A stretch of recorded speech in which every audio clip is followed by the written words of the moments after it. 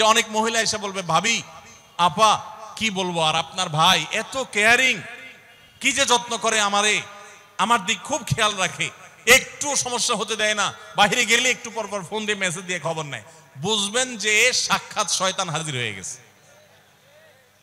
এই লোক হয়তো সৎ উদ্দেশ্যে বলছে, কিন্তু শয়তান তাকে দিয়ে বলাচ্ছে আপনাকে অশান্তিতে ফেলার জন্য। মনে রাখবেন, যারা নিজেদের তারিফ করে তারা হয়তো পজিটিভ মানুষ দেখে তারিফ করে, তাদের সংসারে এমন এমন অশান্তি হয় যেগুলো হয়তো আপনাদের হয় না, শুধুমাত্র শয়তান ওইগুলো আপনার সামনে হাজির করছে। খবরদার, ওইগুলো দেখে খুব সহজে একে অন্যের প্রতি জাজমেন্ট করতে যাবেন না। তাহলে দাম্পত্য জীবনে সুখ শান্তির জন্য অন্যের সুখের মিথ্যা গল্প শুনতে যাবেন না। যদি সত্য গল্প হয় তবুও মনে রাখবেন যে হয়তো সে একটা দিক তুলে ধরছে, তাদের আরো চ্যাপ্টার আছে সেটা তারা তুলে ধরছে না, তাদের চাইতে আমরা আলহামদুলিল্লাহ কম সুখে নাই। নিজেদের পজিটিভ গুলো দেখার চেষ্টা করবেন। 8 নম্বর, ক্ষমা করতে শেখা। দেখুন, ক্ষমা করতে না পারলে দাম্পত্য জীবনে কেন, কোন জীবনে আপনি কখনো সুখী হতে পারবেন না। সবকিছুকে অনেক বড় করে দেখবেন না, অনেক কিছুকে ক্লোজ করবেন, ছোট করবেন। এবং মনে রাখবেন, আল্লাহ তাআলা ক্ষমাশীলকে ভালোবাসেন। কোরআনে আল্লাহ তাআলা একাধিক জায়গা বলেছেন, যারা ক্ষমা করে আল্লাহ তাদেরকে ভালোবাসেন। আপনি যদি বলেন যে কতবার ক্ষমা করব, যতবার আপনি আল্লাহর কাছে ক্ষমা আশা করেন, আপনি আপনার স্ত্রীকে, আপনি আপনার স্বামীকে, আপনার জীবন সঙ্গীকে, যে কোনো মানুষকে ততবার ক্ষমা করবেন। আপনি জীবনে একই পাপ কতবার করেন, আল্লাহ মাফ করবেন আশা করেন না, তাহলে আপনার আল্লাহর বান্দাকে কেন আপনি ক্ষমা করবেন না? বিধায় ক্ষমা করা এটা শিখতে হবে। কখনো কোনো ভুল হয়েছে বুঝতে পারলে পণ্ডিতি না করে সাথে সাথে ভুল স্বীকার করা জানতে হবে, যে হ্যাঁ এটা আমি ভুল করেছি। হ্যাঁ, এটা স্বীকার করলে সে একটু মাথায় উঠে যাবে, সে একটু লাইফ পেয়ে যাবে, পাক। কিন্তু এটা একটা ভালো গুণ, পরবর্তীতে এটাকে ব্যালেন্স করতে পারবেন অন্যভাবে। ভুল স্বীকার করবেন। মেয়েদের সাথে বিশেষ করে যখন ঝগড়াঝাটি হয়, কোনো কিছু হয়, মনে করেন ঝগড়া তুমুল আকারে চলে গেছে, এখন আপনার স্ত্রী আপনার মৃত্যুদণ্ড জারি করবেন, জাস্ট এটা বাকি আছে। এই টাইমটাতে আপনি যদি চান যে এই রাগের পারদকে পাতাল থেকে মুহূর্তের ভিতর, আমি আকাশ থেকে মুহূর্তের ভিতরে পাতালে নামায় আনবো, আগুনের সাথে সাথে পানি করব, একটা বুদ্ধি, একটা কাজ করবেন, সাথে সাথে পানি হয়ে যাবে। সেটা কি? এতক্ষণ যা তর্ক করছেন, এখন বলেন যে আসলে তুমি ঠিক বলছো, আমারটা ভুল, ব্যাস দেখবেন যে আগুন পানি হয়ে গেছে সাথে সাথে। তো ভুল স্বীকার করতে পারে, এটা শুধু স্বামীরা না, স্ত্রীদের ক্ষেত্রে একই কথা প্রযোজ্য। এটা অনেক বড় একটা গুণ, বিশেষ করে ক্ষমা করতে পারা। ক্ষমা করতে যারা পারে না তাদেরকে আল্লাহ ভালোবাসেন না। আল্লাহ তাআলা বলেছেন যে আল্লাহ তাআলা ক্ষমাশীল মানুষদেরকে ভালোবাসেন, বিধায় আমরা ক্ষমা করতে শিখবো ইনশাআল্লাহ। 9 নম্বর হলো, শয়তান যে সমস্ত জায়গাতে ধোঁকা দেয় এই জায়গাগুলোকে ক্লিয়ার রাখা। যেমন একটা পয়েন্ট বলি, স্বামী স্ত্রীর মধ্যে কিছু কিছু জিনিস প্রাইভেট থাকতে পারে। আপনার স্ত্রী আপনার শ্বশুর বাড়িতে ফোনে কথা বলেছে, কি বলেছে, আম্মা তোমার সাথে কি বলেছে, তোমার আব্বা কি বলেছে, তোমার ভাই কি বলেছে, ব্যক্তিগত বিষয়গুলো খুব বেশি খোঁচাখুচি করে জানতে যাবেন না। এগুলো জানতে গেলে অশান্তি হবে।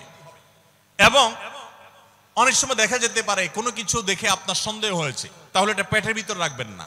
আবার খারাপ ভাবে উপস্থাপন না করে সুন্দরভাবে উপস্থাপন করুন যে আমার কাছে এরকম মনে হয়েছে, তাতে সাময়িক ঝগড়া হোক, কিন্তু আপনি ক্লিয়ার হয়ে যাবেন এবং নিজেদের মধ্যে কোনো ঝামেলা থাকবে না। শয়তান বিশেষ করে ওয়াসওয়াসা, কুমন্ত্রণা, সন্দেহের রোগ দিয়া দাম্পত্য জীবনে সবচেয়ে বেশি অশান্তি তৈরি করে। এজন্য সন্দেহকে কোনো স্থান দিবেন না। যখনই সন্দেহ আসবে বুঝবেন যে শয়তান এটা সৃষ্টি করছে। সর্বশেষ 10 নম্বর হলো, শাসন করার যদি কখনো দরকার হয়, স্বামী হোক আর স্ত্রী হোক বা সাধারণ মানুষের ক্ষেত্রে এটা প্রযোজ্য, রাগের মাথায় কখনো শাসন করবেন না। শাসন করতে হলে মাথা গরম হয়ে গেছে একটু সবর করবেন, ঠান্ডা মাথায়, শীতল মাথায় তারপরে শাসন করবেন। যখন রাগ উঠছে তখন কিছু বলতে যাবেন না। আপনার রাগ উঠছে আজকে, আপনি নিয়ত করেন আগামী 24 ঘন্টা পর এটার আমি বিচার করব, একটা বিহিত করব, এটার আমি কিছু একটা করে ছাড়বো।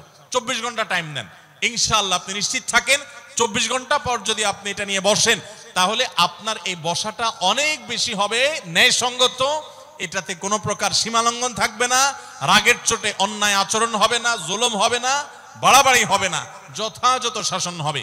যে কোনো মানুষের ক্ষেত্রে এটা প্রযোজ্য। আপনার একটা ছেলে এমন কোনো অন্যায় কাজ করছে, আপনি এখন তাকে মাথা হট হয়ে গেছে, এখন শাসন করতে গেলে জুলুম হয়ে যেতে পারে।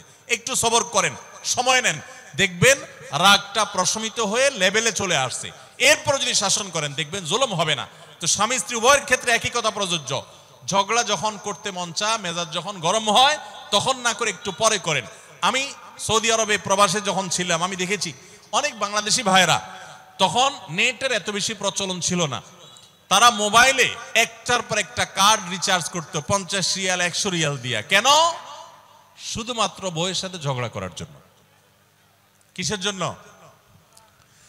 কারণ কথা বলতেছে, মনে করেন কোন একটা বিষয় নিয়ে তুমুল বিশ্বযুদ্ধ বেঁধে গেছে দুইজনের, এখন এই পাশ থেকে ওই পাশ থেকে কথা চালাচালি ঝগড়াঝাটি চলতেছে, চিল্লানি চেঁচামেচি, হঠাৎ করে লাইন কেটে গেছে, ব্যালেন্স শেষ, দৌড় দিয়ে চলে গেছে দোকানে, এই তাড়াতাড়ি একটা কার্ড দেন ভাই, তাড়াতাড়ি রিচার্জ করতেছে। কেন?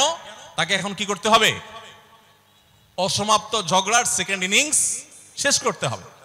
আবার কার্ড শেষ হয়ে যাচ্ছে, ইনিংস ঘোষণা হয়ে গেছে, আবার যায় সে কার্ড রিচার্জ করে থার্ড ইনিংসে ঝগড়া করছে।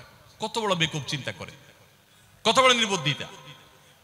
এই ঝগড়াটা স্বামী স্ত্রী যদি দুই জায়গায় থাকেন, ফোনে যদি ঝগড়া হয়, আমি বুদ্ধি দেই যে ফোনটা যখনই দেখলেন যে ঝগড়া শুরু হয়ে গেছে, তখন সাথে সাথে মোবাইলটা অফ করে ফেলান।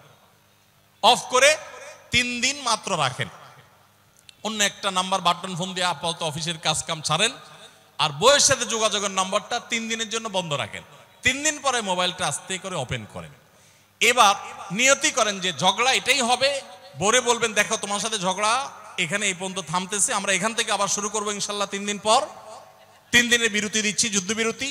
3 দিন পরে যদি শুরু করেন, আমি তো দায়িত্ব নিয়ে বলতে পারি, লিখিত দিতে পারি আপনাকে, 3 দিনের পর যখন আবার নতুন করে শুরু করবেন, ইনশাআল্লাহ দেখবেন আগের ঝগড়ার যে দুইজনের একজনেরও আর কিছুই নেই।